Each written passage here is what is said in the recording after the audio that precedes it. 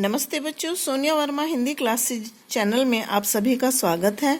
आज हम प्रश्नावली 5 के अंतर्गत कारक को पढ़ेंगे। यह वीडियो मैंने यूपी पुलिस भर्ती के लिए बनाया है। इसमें मैंने कारकों को बहुत ही सरल व आसान भाषा में समझाने का प्रयास किया है। तो चलिए आरंभ करते हैं।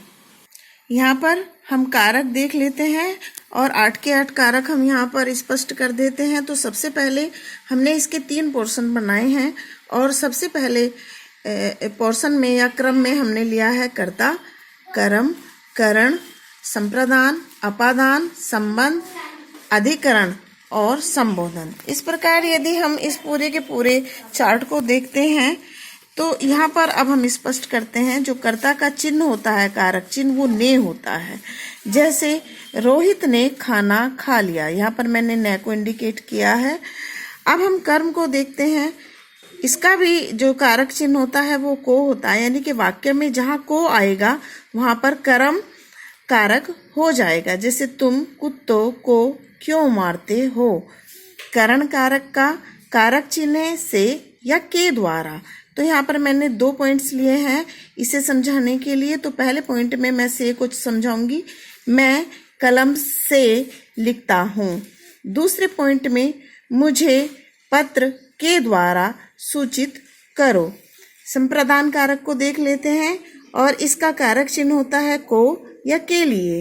यहाँ पर पहला पॉइंट हमारा इसके उदाहरण के लिए बनता है, किसको इनाम मिलेगा। दूसरे पॉइंट के लिए आता है, इसके लिए तुम क्यों परेशान हो। अगला जो कारक है पांचवा, वो 5वीं विभक्ति के साथ अपादान कारक होता है। तो यहाँ पर इसका जो कारक चिन्ह है वो से है।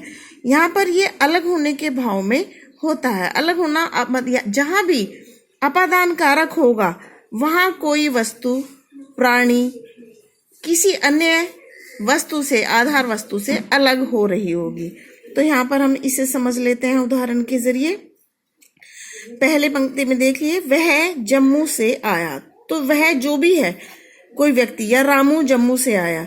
तो यहाँ पर वह जो है रामू जम्मू से अलग हो रहा है, यानी कि वो जम्मू को छोड़ रहा है। तो यहाँ पर अपादान कारक हो जाएगा इसके कारक चिन्ह के अकॉर्डिंग से। अब इसका हम दूसरा उदाहरण देख लेते हैं। पक्षी पिंजरे से उड़ गया। तो पिंजरा खाली हो गया, पिंजरे से कौन चला गया, पक्षी अलग हो गया, अब वो नहीं आ रहा वापस।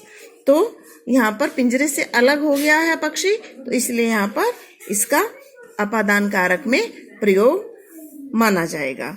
अब हम यहाँ पर संबंध कारक को देख लेते हैं। इसका जो चिन्ह होता है वो का, के, की, रा, रे, री और ना, ने, नी होता है। यानी कि ये जो शब्द हैं अगर किसी भी वाक्य के अंतर्गत आएंगे तो वो संबंध कारक का उदाहरण माना जाएगा। जैसे उसका थैला फट गया। तो यहाँ पर उसका का यहाँ पर इसका संबंध का कारक चिन्ह है। मेरे जूते पुराने हो गए। तो रा, रे, री, तो यहाँ रे आ रहा है, मेरे जूते पुराने हो गए। अब हम अधिकरण कारक को देख लेते हैं। इसका जो कारक चिन्ह होता है वो में और पर होता है। यहाँ पर अब हम उदाहरण के जरिए समझ लेते हैं। तुम्हारी मुट्ठी में क्या है। ऐसे मुट्ठी बंद होगी, पता नहीं है मुट्ठी में क्या है, तो यहाँ पर में कारक हो गया। अब धरती पर अनेक प्रकार के प्राणी हैं या प्राणी रहते हैं। तो यहाँ पर हो गया। तो ये उसका उदाहरण वाक्य है। अब हम अंतिम कारक चिन्ह पर आ रहे हैं, जो संबोधन होता है। संबोधन यानी कि किसी को संबोधित करना। जैसे हे, अरे, अजी, ए, ये इसके कारक चिन्ह है, यानी कि पहचानने के चिन्ह है। तो यहाँ पर आप देखिए इसका जो उदाहरण है, हे भगवान, यहाँ पर आया है। यहाँ पर जो है रुकने का एक चिन्ह है। हे भगवान कहते ही हमारा अर्धविराम लग जाएगा संबोधन कारक में। ये इसकी पहचान भी है कि जहाँ पर अर्धविराम आएगा और किसी को पुकारने का भाव होगा किसी को रोकने के लिए आवाज लगाई जाएगी, वहां पर संबोधन कारक हो जाएगा। तो यहाँ पर हम इसे देख लेते हैं। हे भगवान हमारी सहायता करो। अरे भाई नाराज क्यों होते हो? ए सुनो। तो इस प्रकार हमने इन कारकों को देख लिया।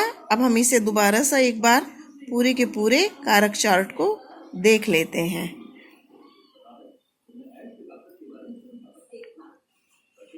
अब मैं कारकों से संबंधित जो प्रश्न बनते हैं या उनसे संबंधित जो महत्वपूर्ण तथ्य हैं उन्हें एक बार आपको बता देती हूँ। कारक को यदि गहराई से पढ़ा जाए तो लगभग 25 मिनट की वीडियो बनती है, लेकिन मैंने प्रयास किया है कि इसे मैं 7 मिनट में ही निपटा दूं और बहुत ज़्यादा गहराई में ना ले जाकर केवल सरल भाषा में आपको समझा दूं। और इससे संबंधित जो महत्वपूर्ण तथ्य हैं वह भी आपके दिमाग में रहने चाहिए, क्योंकि उनसे संबंधित प्रश्न पूछे जा सकते हैं। जैसे यहाँ पर मैंने 6 पॉइंट आपके लिए तैयार किए हैं कि संस्कृत में कारक केवल 6 ही माने गए हैं। हिंदी में कारकों की जो संख्या है वह 8 मानी जाती है। संबोधन कारक प्रथमा विभक्ति के अंतर्गत आता है। संबोधन कारक में बहुवचन प्रयुक्त होने पर मात्रा के साथ मात्रा के ऊपर बिंदु नहीं लगता, यानी कि जब हम बहुवचन शब्द का प्रयोग करते हैं तो उसकी मात्रा के पीछे हम जैसे बालको शब्द लिखेंगे तो ऊपर बालकों की मात्रा में को के ऊपर मात्रा के पीछे एक बिंदु लगाते हैं। तो संबोधन कारक में बहुवचन प्रयुक्त जब होता है तो इस बिंदु का प्रयोग नहीं होता है। ये इसका नियम है। संस्कृत में संबोधन कारक वह संबंध कारक को कारक नहीं माना जाता है। यहाँ पर मैं स्पष्टीकरण भी दे रही हूँ कि वो क्यों नहीं माना जाता। तो संस्कृत में कारक की परिभाषा के अनुसार केवल उन्हीं शब्दों को कारक माना गया है जिनका क्रिया से सीधा संबंध हो, किंतु संबंध व संबोधन पर आधारित शब्दों का संबंध क्रिया से नहीं होकर कर्ता से होता है, कर्ता जो करने वाला है, इसलिए उन्हें संस्कृत में कारक नहीं माना जाता है। ये महत्वपूर्ण तथ्य मैंने आपके साथ इसलिए शेयर किए हैं क्योंकि इन पर सभी परीक्षाओं में क्वेश्चंस बनते हैं। जैसे यदि पूछ लिया जाए कि संस्कृत में कितने कारक माने जाते हैं, या संबंध व संबोधन कारक को संस्कृत में कारक क्यों नहीं माना जाता, या वह कौन से 2 कारक हैं जो संस्कृत में कारक नहीं माने जाते हैं, या हिंदी में कितने कारक हैं। इस प्रकार ये क्वेश्चंस बनते हैं। आज मैंने आपको कारक पढ़ाए और बहुत सरल भाषा में पढ़ाए, और मैं उम्मीद करती हूँ कि आज आप कारकों को उनके उदाहरण और चिन्हों के साथ समझ गए होंगे, और जो मैंने महत्वपूर्ण तथ्य आपको बताए हैं उन्हें आपने समझ लिया होगा।